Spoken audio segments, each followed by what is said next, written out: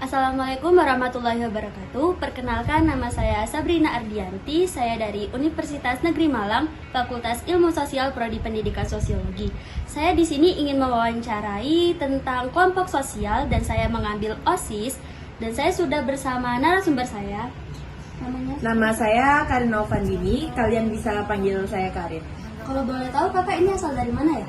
Oh, saya asal dari Batam, tapi saya SMA di Pondok Modern Arifai 1, Gondang Legi Malang ini.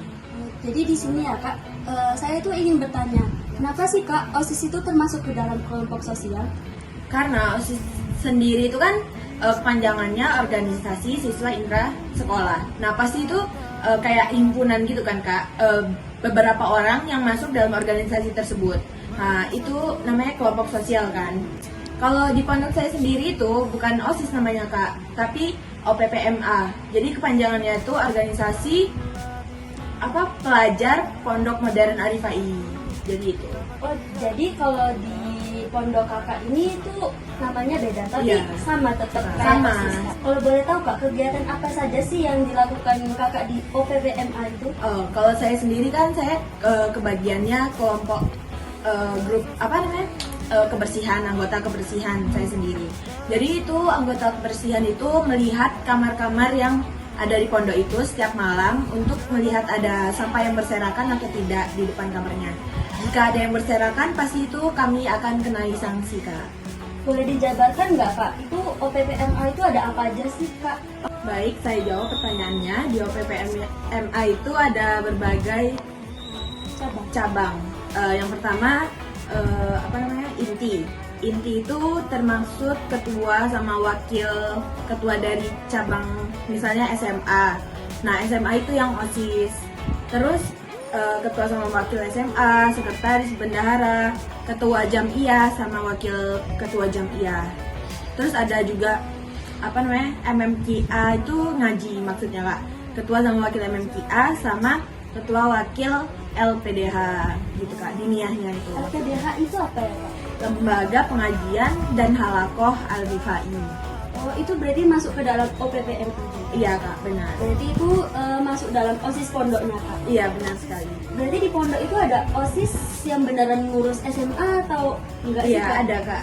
Yang tadi saya bilang yang OSIS SMA Al-Rifai gitu kak.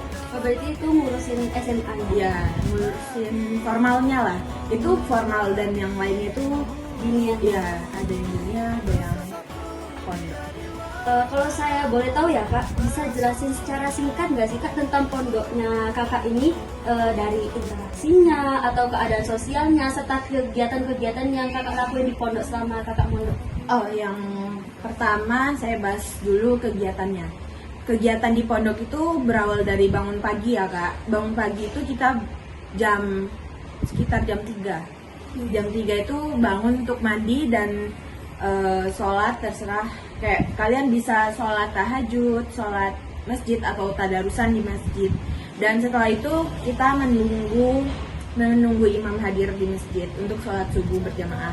Kemudian saat di sholat subuh kami melaksanakan MMQA itu, mengaji Al-Quran sampai waktu jam 6 kak, 6:15 kalau nggak salah.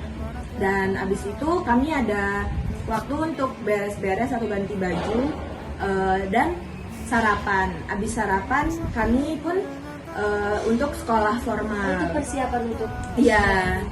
Terus sekolah formalnya itu jam 7 sampai jam 12 atau enggak setengah 1-an kak. Abis itu abis sekolah kita sholat duhur berjamaah.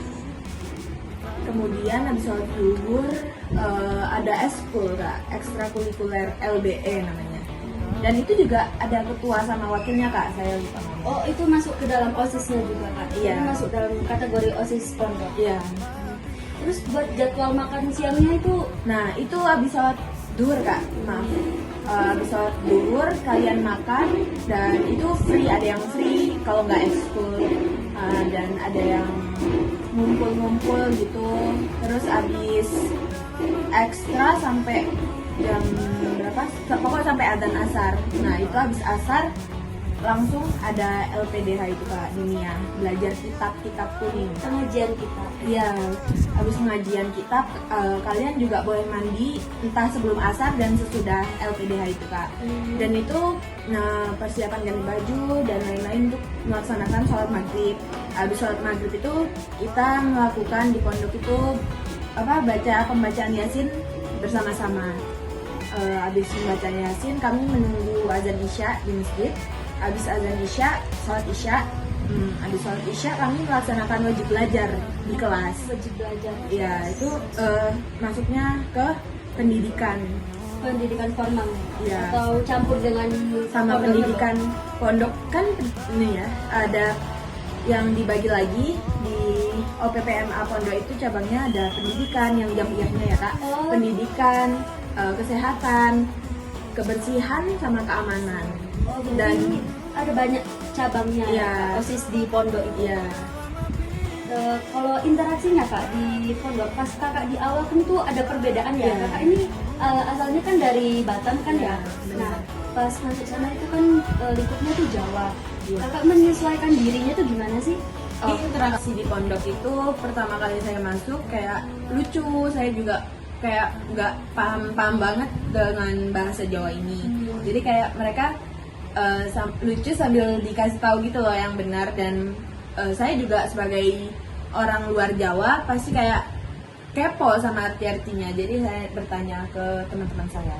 Terus di situ awalnya itu ada kesenioritasan Kak, jadi agak kurang nyaman gitu. Tapi seiring berjalannya waktu sudah memahami lah tempat itu Kak. Kalau buat keadaan sosial, jadi kayak dalam lingkup pertemanan kakak atau ke kakak kelasnya kan, kalau di SMA luar ya Kak, jadi tuh udah selesai sekolah terus pulang ke rumah menyambut disambut sama keluarganya. Dan kalau pondok nggak mungkin Iya. pulang ya Kak. Bisa ceritain nggak keadaan sosial, jadi kakak itu jauh dari orang tua, itu gimana sih cara komunikasinya? Jadi kalau kami itu ada waktu untuk telepon gitu Kak. Teleponnya itu dijadwalin Kak sama pengurus pondoknya. Jadi malam biasanya. Tapi sekarang nggak tahu Kak ininya gimana. Udah Mungkin beda lagi ya. Soalnya setiap tahun pasti ada OPP yang baru dan pembaruan proker yang ada. Jadi kalau buat kakak sendiri kan dari luar Jawa ya, kakak kesini sendiri itu emang kayak keinginan Niat, kakak ya. atau di Oh ya, saya juga dari SMP itu saya emang pengen di Malang karena kayak biar enak gitu selanjutnya kuliahnya di Malang. Jadi saya milih sendiri untuk mondok. Tapi setelah saya pikir-pikir kayak ya udah ya kakak mau mondok lah kok. Tapi kayak berubah pikiran gitu sebelumnya. Tapi ya udah dari dimasukin kayak mondok. Dulu kan nggak pernah mondok kan, jadi kayak iya. yang penting di Malang aja ya lah kok udah didaftar gitu kan. Enak nggak Pak interaksi di pondok itu, kayak kan dari kakak tuh kesusahan dalam segi bahasa ya sama senioritas ya. Terus kakak itu menanganinya tuh gimana caranya?